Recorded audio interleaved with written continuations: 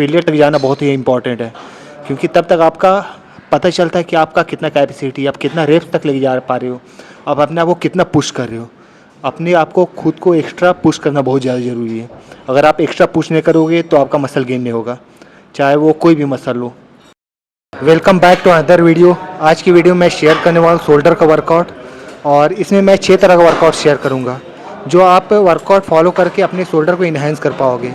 ये ऑलरेडी मैं लगभग 4 महीने से फॉलो कर रहा हूँ और इससे मुझे बहुत अच्छा रिजल्ट मिला है, स्पेशली कटिंग के टाइम में, क्योंकि ऑलरेडी मैं लॉन्ग टाइम से बल्क कर रहा था। उस टाइम में उतना मसल विजिबल नहीं रहता है, बट मैंने जब कट किया तो उसका शेप काफ़ी ज़्यादा अच्छा रहा। अगर आपको वर्कआउट स्टार्ट किए हुए लगभग 1 साल 1.5 साल हो चुका है तो आप ये वर्कआउट को फॉलो कर सकते हो। मेरा सबसे पहला वर्कआउट रहता है, मैं रिवर्स से स्टार्ट करता हूँ। और अगर आप ज़्यादा देखोगे शोल्डर के लिए तो लोग रिवर्स के लिए करते ही नहीं, क्योंकि इसमें रिवर्स में आपका थोड़ा रियर डेल पे भी आता है और आपका ये जो सबसे लास्ट वाला होता है इस पर भी आता है। लोग इस वर्कआउट को आज के डेट में भूल ही गए हैं। मैं किसी को नहीं देखता हूँ कि वो रिवर्स के लिए करे, तो ये करना बहुत ज़रूरी है और इसको मैं बहुत ज़्यादा इंपॉर्टेंस देता हूँ। लास्ट स्पेशली ये वर्कआउट मैं 3 से 4 महीने से इसको इंक्लूड किया हूँ रिवर्स के लिए। तो रिवर्स में क्या करना है कि आपको इतना थक लाना है, आपको ज़्यादा भी स्ट्रेच नहीं कर देना है, क्योंकि अगर आप ज़्यादा स्ट्रेच करोगे तो वो आपका शोल्डर में प्रॉब्लम करेगा। तो मेरा टारगेट रहता है कि मैं इसमें ज़्यादा वेट ना लूँ। मैं ये वार्म अप के लिए लगभग 2 सेट लेता हूँ और इसके बाद 2.5 किलो फिर 5 किलो ऐड करता हूँ और उसमें फेलियर तक जाने की कोशिश करता हूँ। इसमें आपको ज़्यादा वेट जाने की कोशिश नहीं करना है। इसमें लगभग 20-20 किलो लगा लिया फिर करने की कोशिश कर दी। तो अगर बड़ा से बड़ा भी लिफ्टर रहेगा तो वो 20 किलो या 15 किलो करने में वो दिक्कत होगा और बैक पे ज़्यादा प्रेशर पड़ेगा। तो इसमें वैसा वेट रखो जिससे आप अच्छा से लिफ्ट कर पा रहे हो। तो अब देख लो कि इसका पोस्चर क्या होगा। मैं इसको हमेशा शोल्डर वेट से थोड़ा वाइड लेता हूँ।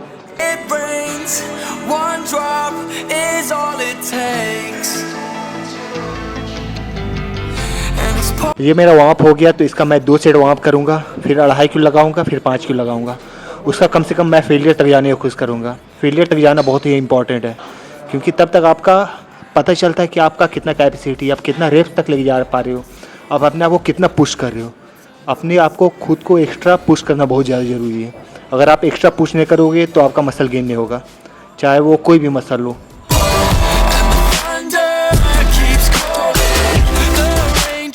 ये मेरा फर्स्ट सेट रहेगा 2.5 किलो के साथ, तो मैं फेलियर तक जाने की कोशिश करूँगा।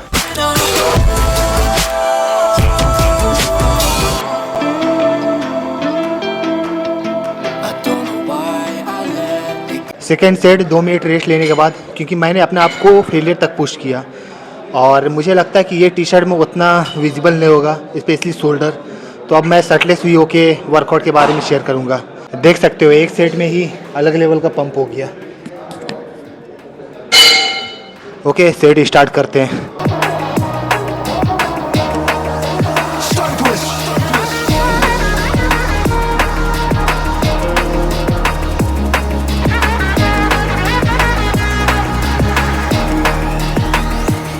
सेकेंड वर्कआउट है गाइस, फ्रंट वाला करूँगा और ये मैं पहले डंबल से ही करता था, बट अब वैसा डंबल से मुझे कॉन्ट्रैक्शन नहीं मिलता है, तो मैं ज़्यादा फोकस कर पाता हूँ रड से ही।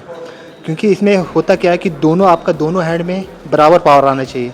अगर एक हैंड में भी ऊपर नीचे हुआ तो फिर इसमें सबसे ज़्यादा प्रॉब्लम आता है मसल इम्बैलेंस का, और वो मैं होने नहीं दूंगा। मेरा पूरा टारगेट रहता है कि जितना मेरा ये हाथ में पावर जाए तो उतना ये हाथ में भी पावर जाना चाहिए, अदरवाइज वो दिक्कत करेगा। तो ओके, इसका भी मैं लगभग 2 सेट करूँगा बट फेलियर तक। तो ये मेरा फर्स्ट सेट होने वाला है। तो फर्स्ट सेट फ्रंट के लिए, तो इसमें मैं 5 से स्टार्ट करता हूँ, क्योंकि जो मेरा वो वाला वर्कआउट है जो मैं डंबल से करता हूँ या फिर मशीन में करता हूँ तो उसमें मेरा थोड़ा स्ट्रेंथ है, तो इसलिए मुझे फ्रंट वाला दिक्कत नहीं होता है। बट जो मैं बैक वाला करता हूँ तो उसमें थोड़ा दिक्कत होता है, क्योंकि मेरा लॉन्ग टाइम से वो ट्रेन नहीं कर रहा था। तो इसमें मेरा लगभग 10 किलो 12.5 किलो वेट कर सकता हूँ, क्योंकि ये ऑलरेडी 20 किलो का रेड रहता है।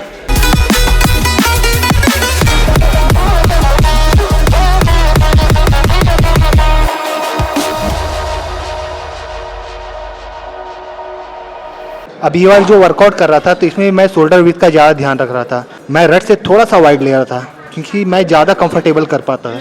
अगर आप बहुत ज़्यादा क्लोज लोगे तो यहाँ पे बहुत ज़्यादा वो आपका कंफर्टेबल नहीं रहेगा और उसमें आपका इंजरी होने का चांस रहेगा। इसलिए आप अपना शोल्डर के हिसाब के साइज़ से रखो कि आपका शोल्डर का विड्थ क्या है।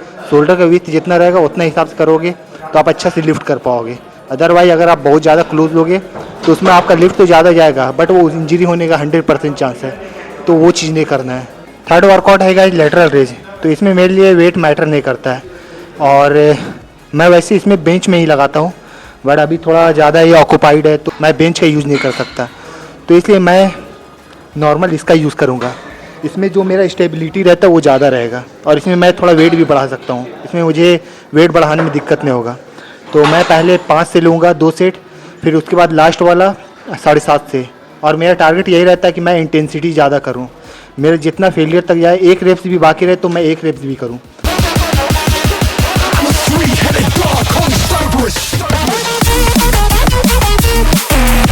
इसमें मेरा टारगेट रहता है कि मैं इसका जो सपोर्ट ले रहा हूँ तो हल्का सा लीन हो जाऊँ। इससे क्या होगा कि शोल्डर पे ज़्यादा आएगा, लाइक आपका जो लैटरल पे है उस पर ज़्यादा आएगा, सॉरी शोल्डर पे नहीं लाना है, लैटरल रेस पे लाना है। तो और मैं जब भी इसका यूज़ करता हूँ तो हमेशा मैं इसका यूज़ करूँगा। इसका यूज़ करने से अगर थोड़ा बैंड रखूँगा तो ये ज़्यादा जाएगा। तो मेरा कोशिश ये रहता है कि मैं ज़्यादा से ज़्यादा टारगेट करूँ, और आपको बहुत ज़्यादा इसमें वेट लेना नहीं है। ये बहुत ज़्यादा वेट से लिफ्ट करने वाला कोई वर्कआउट नहीं है, इसमें आपको बस शेप के लिए करना है। तो इसमें आप अगर 15 साढ़े 17 किलो से करने की कोशिश कर रहे हो तो मैं बहुत बार बता चुका हूँ कि इससे आपको शोल्डर इम्पीचमेंट का प्रॉब्लम होगा, ये आपका धीरे धीरे ब्रेक होना स्टार्ट हो जाएगा, तो वो चीज़ नहीं करना है। आपको नॉर्मल वर्कआउट 5 से 7.5 से 10 से, अगर आप में बहुत ज़्यादा स्ट्रेंथ है तो आप 10 तक जाओ। बट मैं लगभग 6.5 साल से ट्रेनिंग करते आ रहा हूँ, मैंने कभी भी लगभग 15 किलो से कभी नहीं ट्राई किया, क्योंकि मुझे मालूम है कि अगर मैं 15 किलो से ट्राई करूँगा तो मेरा नुकसान करेगा, मुझे इंजरी हो सकती है और मुझे इंजरी नहीं चाहिए। फोर्थ एक्सरसाइज है गाइस अपराइट रोज। तो ये मैं ज़्यादातर जिग जैग वाल रट से करता था, बट वैसे उसमें कॉन्ट्रैक्शन नहीं मिलता था, तो इसलिए मैं अब इसे सिंगल करूँगा और इसमें मैं ज़्यादा वेट नहीं लूँगा। इसमें मेरा ज़्यादा से ज़्यादा 7.5 जाएगा या फिर 10 जाएगा, उससे ज़्यादा मैं कभी नहीं करने वाला। तो मेरा टारगेट रहता है कि मैं वैसा वेट से करूं जिसमें 8 से 10 रेपिटेशन जाए, उससे ज़्यादा नहीं जाए। इसमें मैं लगभग 8 से 10 रेपिटेशन लेके जाने की कोशिश करूंगा। अब देखो इसमें सपोर्ट कैसे लेना है। इसमें सपोर्ट आपको नॉर्मल ये वाला आपको होल्ड करना है एंड डंबल को इस टाइप से पकड़ लेना है, और आप अगर इस टाइप से लिफ्ट करोगे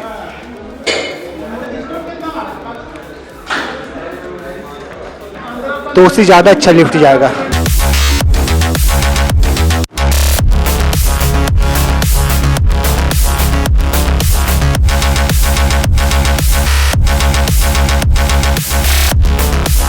इसमें मेरा टारगेट रहता है कि मैं 2 सेट करूं, बट इंटेंसिटी ज़्यादा रहनी चाहिए, रेप्स बहुत ज़्यादा रहनी चाहिए, फेलियर तक रहनी चाहिए।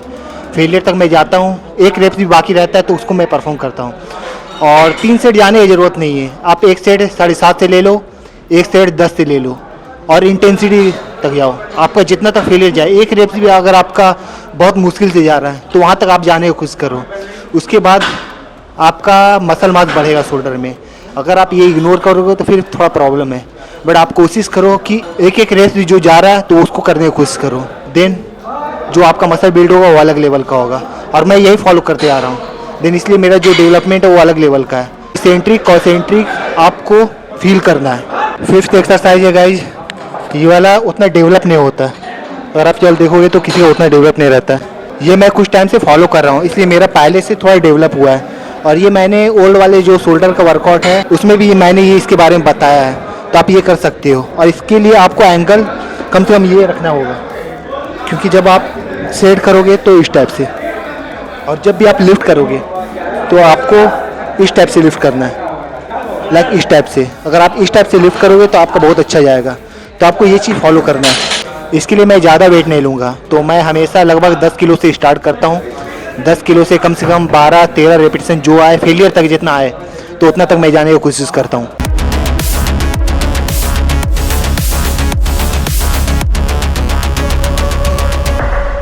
सिक्स्थ वर्कआउट है गाइस, मैं रोप पुल रियर डेल्ट के लिए करता हूँ। तो ये वर्कआउट में मैं क्या करता हूँ, मैं इसको ज़्यादा वेट नहीं लेता, मैं ये एंगल में सेट कर देता हूँ जितना मेरा हाइट है उससे एक ज़्यादा, एंड उसके बाद मैं पुल करता हूँ। वेट 20 किलो है, इसका मैं 3 सेट लूँगा। रियर डेल्ट को मैं थोड़ा ज़्यादा प्रायोरिटी देता हूँ, तो 20 किलो का मैं एक सेट लूँगा, 25 एंड 30, तो मेरा 3 सेट रहता है, फेलियर तक जाने की कोशिश करता हूँ। और मेरा सारा वर्कआउट फेलियर तक रहता है, क्योंकि फेलियर तक करने के बाद मेरा जो मसल बिल्ड है वो अलग लेवल का होता है। मुझे प्रोग्रेस हमेशा मिलते रहता है, इसमें लेवल का कोई बात नहीं है।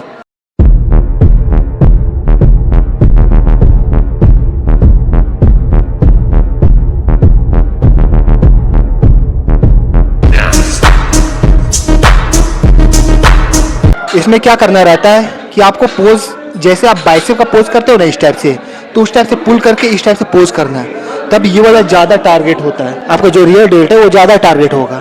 तो आपको पोस्चर पे बहुत ज़्यादा ध्यान देना है। पोस्चर जितना अच्छा होगा आपको उतना जल्दी बिल्ड होगा। 7th वर्कआउट है गाइज। वैसे मैंने 6th वर्कआउट बोला था कि मैं 6th वर्कआउट शेयर करने वाला हूँ, बट मैं भूल गया था कि 7th वर्कआउट भी एक है जो ट्रैप्स को ट्रेन करना है। तो ट्रैप्स के लिए नॉर्मली लोग क्या करते हैं, डंबल लेते हैं और मूव करते हैं, तो डंबल उतना इफेक्टिव नहीं होता है। मैं डंबल से लगभग 5.5 साल से करते आ रहा था, मुझे वैसा रिजल्ट नहीं मिला, लेकिन मैं 1 साल से रॉड से ट्रेन करते आ रहा हूँ। इसमें मुझे जो रिजल्ट मिला वो अलग लेवल का है। इसमें मेरा बहुत स्पीड बिल्ड हुआ। तो आप मुझे देख सकते हो, कंप्रेशन टी शर्ट में भी अच्छा खासा पता चलता है। तो आपको ये लेना है 3 सेट वैसा आप वेट लो 8 रेपिटेशन कम से कम जाए, और फेलियर तक इसमें भी। तो मैं 20-20 किलो से स्टार्ट कर रहा हूँ, 20-20 40 और 20 किलो रड का वेट। तो इससे मैं लगभग 10 रेप्स तो लेके जाने की कोशिश करूँगा कि 10 रेप्स कम से कम जाए। फिर उसके बाद मैं दूसरा सेट लूँगा।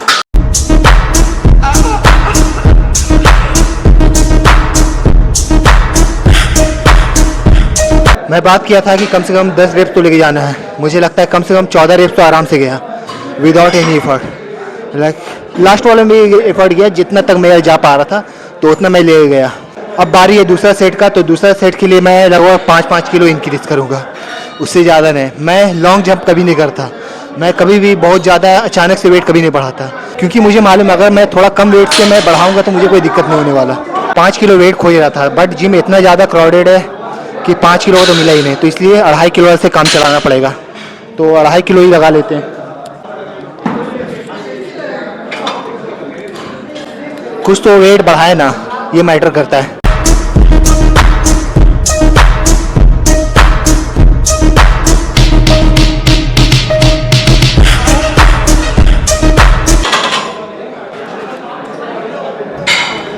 इसमें भी लगभग 10 रेप्स तो चल गया आराम से, मुझे लगता है और ज़्यादा ही गया होगा। लास्ट सेट बचा हुआ है, तो मैं लगभग 7.5 किलो ऐड करूँगा, और इसमें भी कम से कम 10 रेप्स तो लेके जाने की कोशिश करूँगा।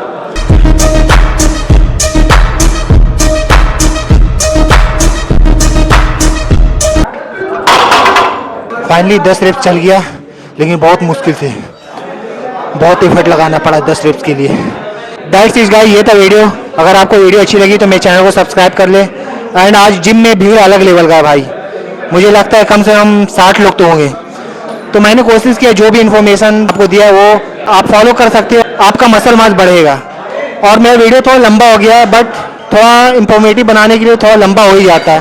तो आप वीडियो देखिए, क्योंकि शॉर्ट वीडियो में 2 मिनट का वीडियो में आपको कुछ नहीं मिलने वाला। तो आप वीडियो को फुल देखने की कोशिश करना, क्योंकि आप इससे बहुत सारी चीज़ सीखने वाले हो।